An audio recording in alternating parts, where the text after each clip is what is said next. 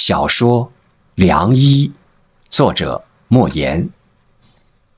那时候，高密东北乡总共只有10几户人家，紧靠着河堤的高坡上建造着10几栋房屋，就是所谓的三份村了。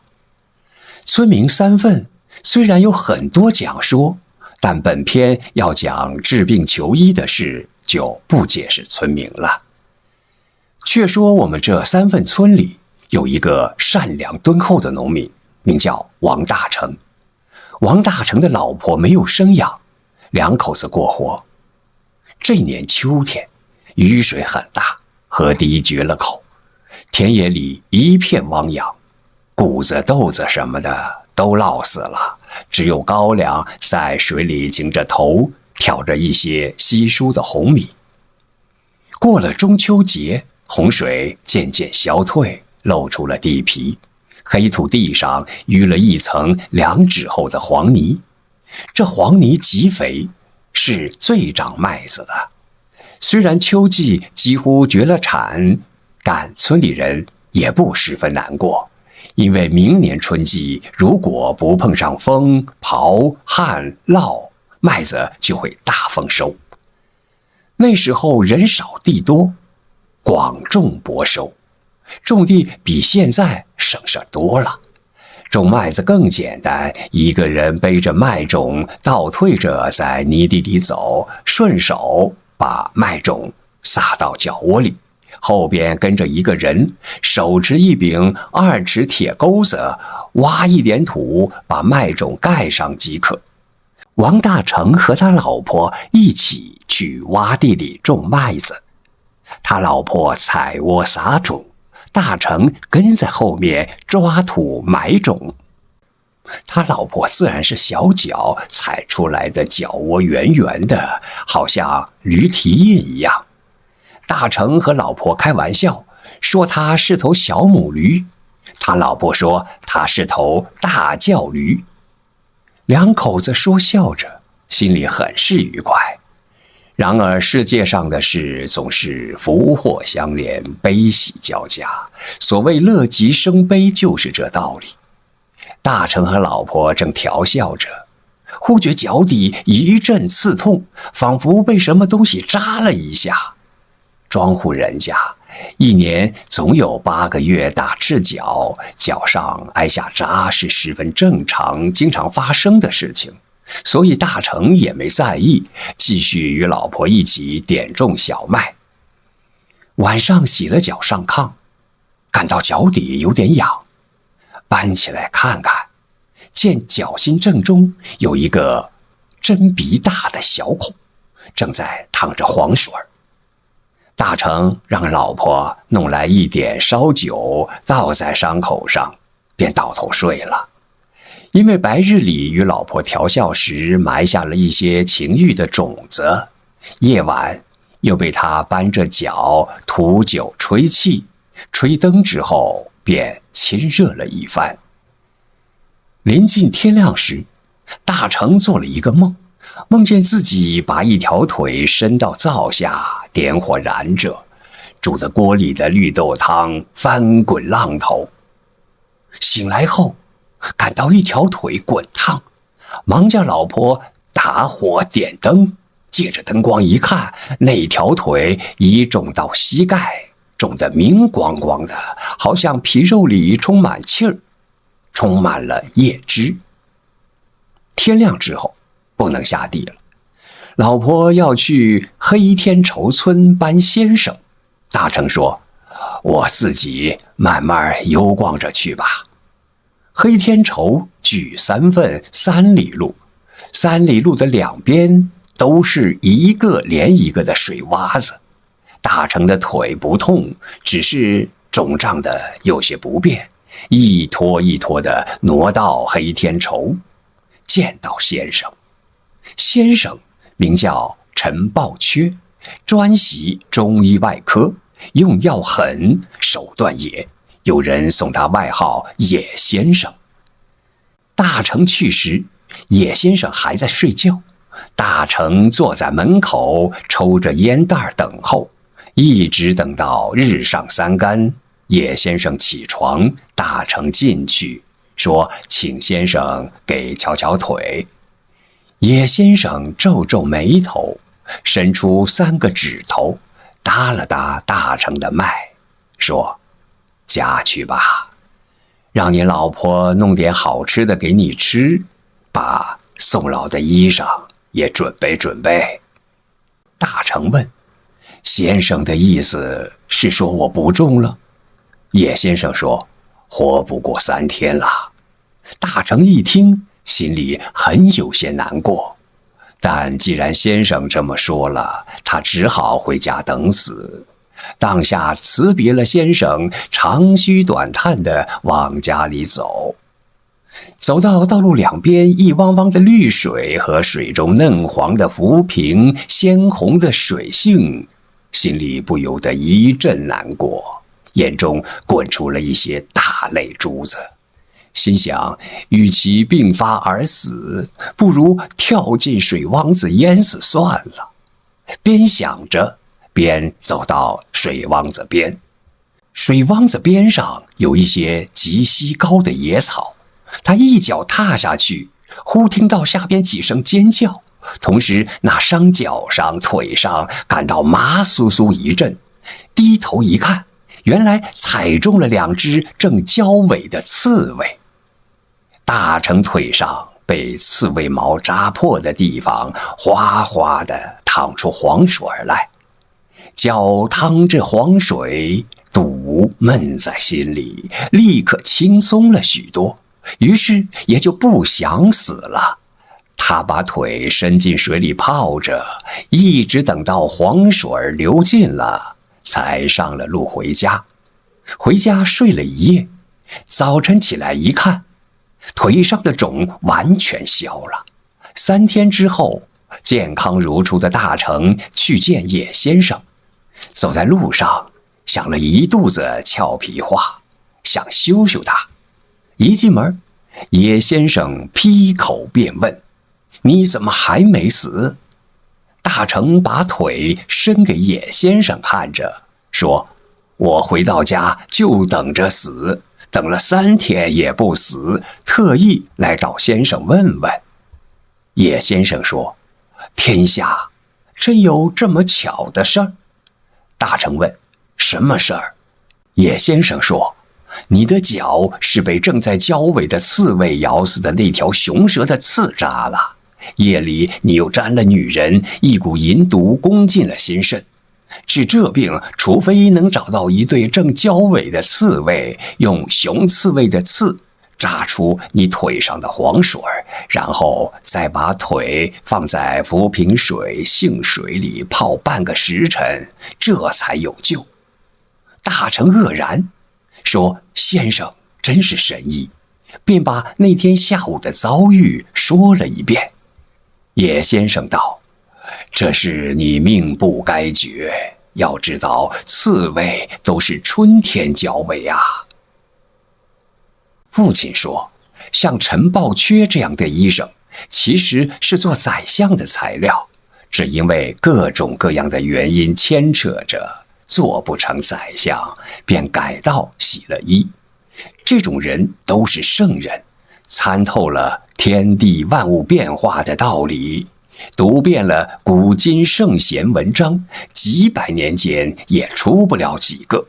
这样的人最后都像功德圆满的大和尚一样无疾而终，看起来是死了，其实是成了仙。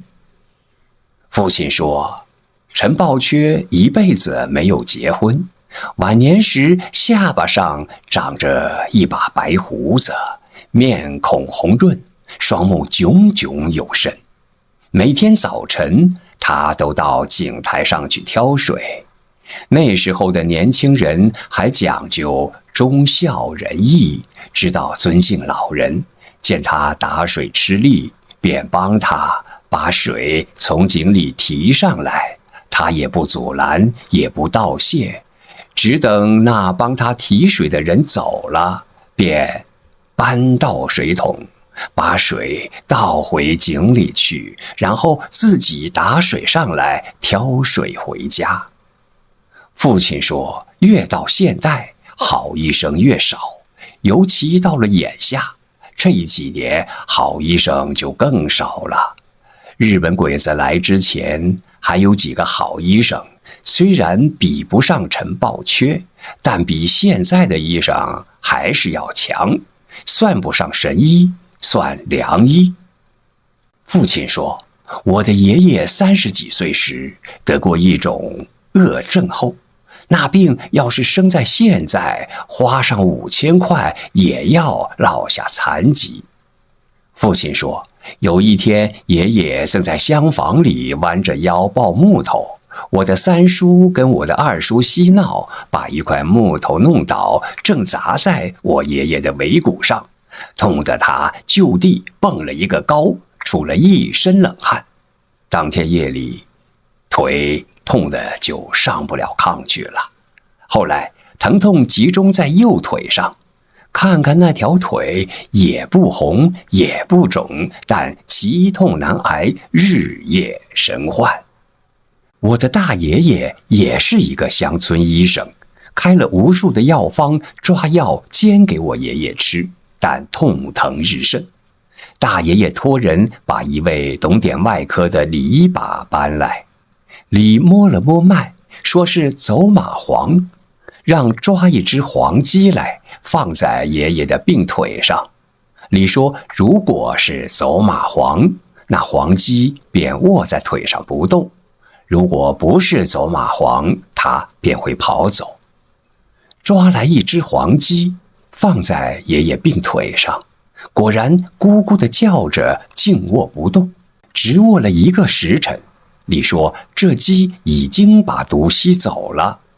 李又用蝎子、蜈蚣、蜂窝等毒物制成一种黑色的大药丸子，此药名叫转药，由患者双手转住。他说，此药的功效是逼走包围心脏的毒液。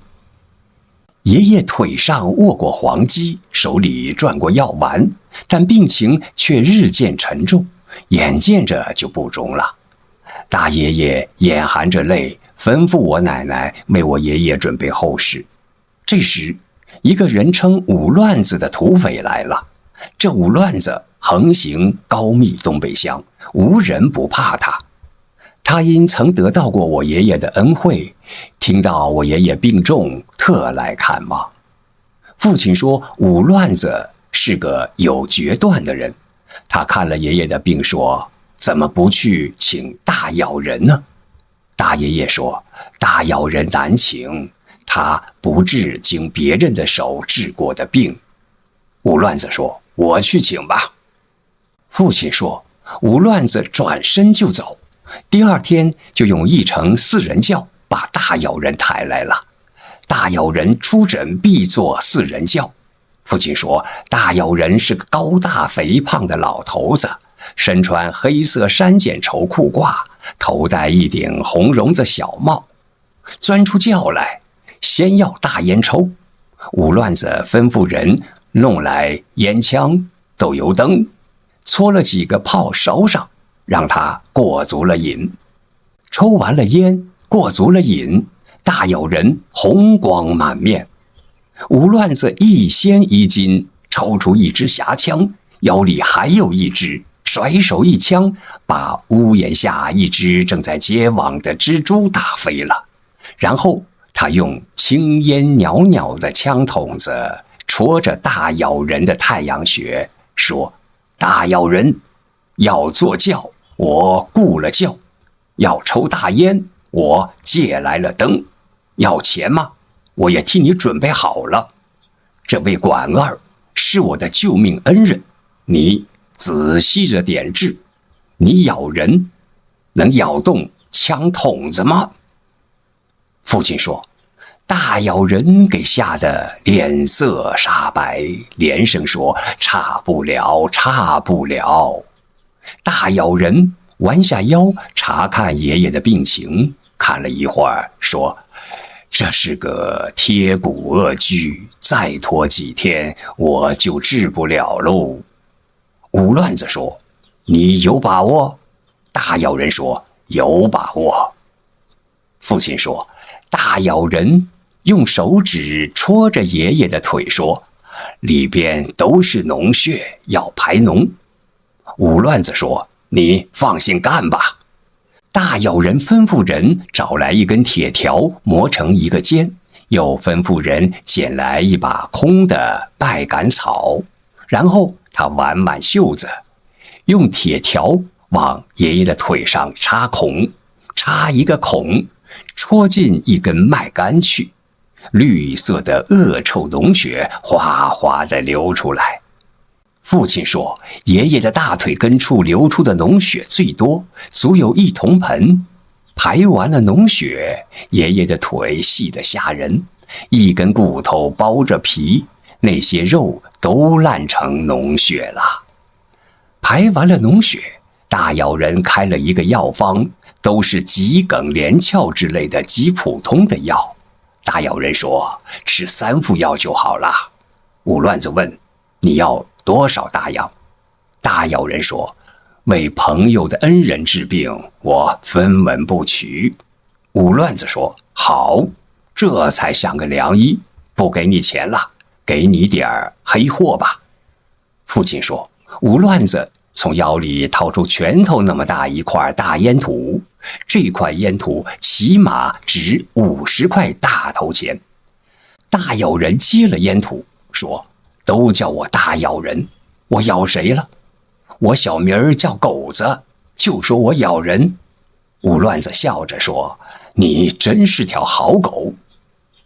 父亲说，爷爷吃了大咬人3副药，腿不痛了，又将息了几个月，便能下地行走，半年后便恢复如初，挑着几百斤重的担子健步如飞了。父亲说，大咬人的外科其实还不行，远远比不上陈宝缺。陈宝缺能帮人挪病，比如生在要害的恶疮，吃他一副药，便挪到了无关紧要的部位上。父亲说，大凡有真本事的人，都是性情中人，有他们古道热肠的时候，也有他们见死不救的时候。越是医术高的人，越信命，越能超脱尘俗。